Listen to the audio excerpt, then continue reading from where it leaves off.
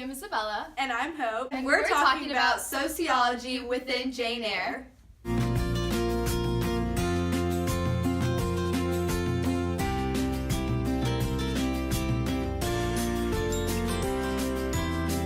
Isabella, what's sociology? So, sociology is the study of functioning and developing and just structure in human society. So, basically, it's just the study of all these social problems. Hope, what does that have to do with Jane Eyre? That's what we're going to talk about today.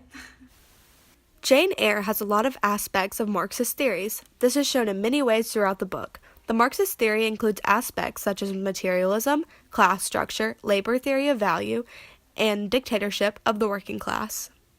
Another aspect is the theme of economic power. This is specifically shown in Jane's relationship with Mr. Rochester. Mr. Rochester is her employer, a man, and he has more money than Jane. These factors contribute to him having more power over Jane. I will myself put the diamond chain round your neck, and the circlet on your forehead, which it will become, for nature at least has stamped her patent of nobility on this brow, Jane.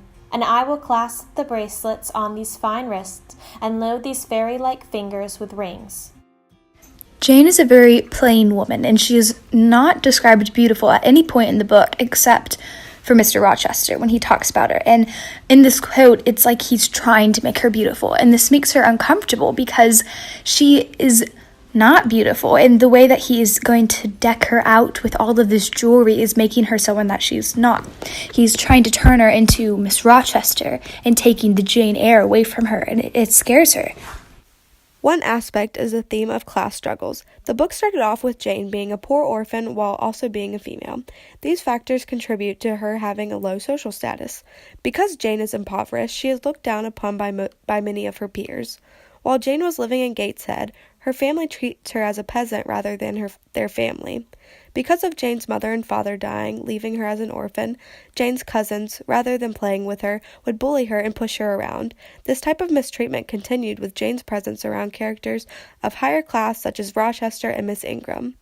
Rochester specifically would participate in the actions of the society's high-class standards because of his wealth, and because of this, he would see Jane as below him and expect obedience from her because of her low social class. Miss Ingram as well participated in these standards and refused to willingly socialize with Jane because, again, Jane was of a lower class. These class dynamics illustrate how class determined how you would be treated socially. On page 297, Rochester says, "But Jane, I summon you as my wife. It is you only I intend to marry." I was silent. So this is just demonstrating the economic power that Rochester holds over Jane because he has more money than her, which means he has more power. And because he has this power, he's able to summon her. And she was silent, like she couldn't do anything. So the fact that he had the power to be like, I am making you be my wife, just shows the economic power.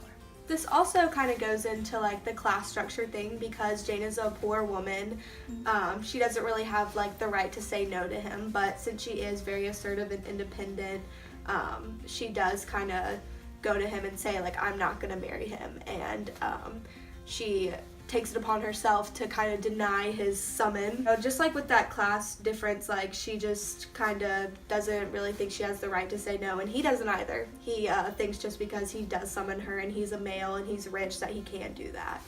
This is also apparent in Jane Eyre when St. John proposes to Jane and she says no, and he feels very threatened by this, and he's actually stunned because he doesn't think that since she is a woman she has the right to say no, which is also challenging the social norms that Bronte uses throughout the novel. As you can see, throughout the book, Bronte uses specific examples to demonstrate how she feels on the social status of women. Jane Eyre is her way of showing how she thinks women of this time period should be able to act. Hello everyone, it is now time for the open letter. Here we have a letter from expert M. Westwood of eNotes. Since Jane Eyre contains elements such as class struggle and oppression, we can examine it as a Marxist approach, since Marxist criticism reflects ideas such as the materialism and oppression that goes along with class struggle. Jane Eyre is a Marxist and sociological novel because it talks about economic exploitation, social struggles, and power dynamics throughout the text. Bronte uses these themes to introduce the idea of class struggles for women and orphans and the inherent struggles it creates. This book shows her developing belief that the structure system of this time is wrong and needs change. We want to say a special thank you to the viewers for allowing us to create more amazing content. Come back next time for Emily Bronte's Wuthering Heights.